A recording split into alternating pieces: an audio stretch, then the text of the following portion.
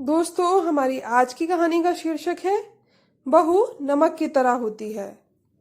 मुरैना भदोई गांव की रहने वाली रेवा का इलाहाबाद के एक बड़े व्यापारी के बेटे सरजू के साथ ब्याह हुआ। नए घर में बड़े ही आदर सम्मान के साथ रेवा ने गृह प्रवेश किया। शादी के 2-3 साल काफी मजे और खुशी के साथ निकल गए और जैसे जैसे दिन बीतते गए रेवा अपनी जिम्मेदारियों के बोझ तले दबती चली गई। रेवा की सास भी रेवा से काफी खुश थी कि रेवा बहू अपना घर और संसार सब कुछ अच्छी तरह से संभालने लगी है। गर्मी की छुट्टी पड़ गई थी। रेवा अपने मायके जाने के बाद अपनी सास से बोली, मम्मी 2 साल हो गए हैं, मैं मायके नहीं जा पाई, क्या थोड़े दिन जाकर आऊं? सास ने जवाब दिया, देखो रेवा, अगले साल चली जाना।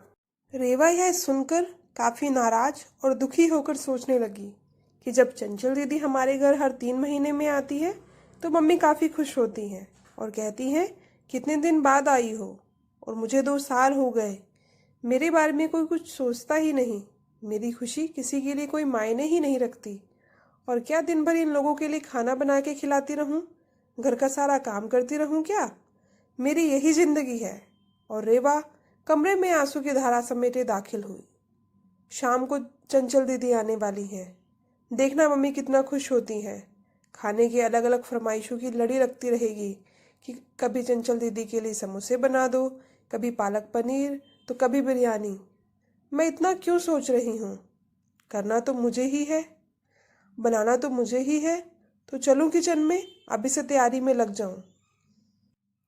रेवा ऐसा सोच ही रही थी, तभी सास ने आवाज दी, रेवा जल्दी नीचे आओ, देखो चंचल आई है। रेवा अपने चेहरे पर मुस्कान लिए अपने दुख को अंदर एक कोने में दबाए अपनी नंद का स्वागत करती है। कैसी हो भाभी? चंचल रेवा से बोली। अच्छी हूँ दीदी, और घर में सब कैसे हैं? अच्छे हैं? अच्छा, हमारे जीजा जी कैसे हैं? चंचल शर्माते हुए बोली, घर में सब अच्छे हैं और वह भी अच्छे हैं। अच्छा दीदी, आप बैठो, मैं नाश्ता बनाकर लाती हूँ। चंचल ने कहा, नहीं नहीं भाभी, कुछ मत बनाओ, मैं अभी घर से नाश्ता करके आई हूँ, और भाभी केवल 2-3 घंटे ही रहूंगी, क्योंकि सास की तबीयत ठीक नहीं है और आपके जीजा जी उन्हें लखनऊ दिखाने ले गए हैं, तो वे बोले तुम अकेले यहाँ क्या करोगी, एक काम करो, तुम अपने मायके जाकर सबसे मिलकर चली आओ। सो मैं आ गई। अच्छा दीदी रुको, मैं खाना बना देती हूँ, आप भी खा लेना, और जीजाजी और आपकी सास के लिए भी खाना बांध दूंगी।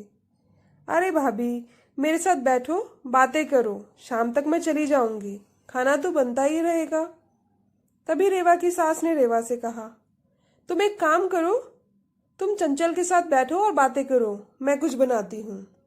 रेवा ने कहा, नहीं मम्मी जी, मैं बनाती हूँ, आप दीदी से बातें कर लीजिए। तभी चंचल ने कहा, कोई बात नहीं भाभी, आप खाना बनाओ और मैं भी आपसे बातें करूंगी, थोड़ी मदद हो जाएगी, यह ठीक रहेगा, क्यों माँ? रेवा की सास बोली, ये भी सही है। रेवा और चंचल किचन में चले जाते हैं और काफी देर तक हंसी मजाक करते करते खाना भी तैयार हो जाता है। चंचल खाना खाने के बाद शाम को अपने घर चली जाती है और रसोई को समेटकर रात को अपने कमरे में रेवा गई तो सरजू ने कहा कि रेवा, तुम काफी थक गई हो, आराम कर लो।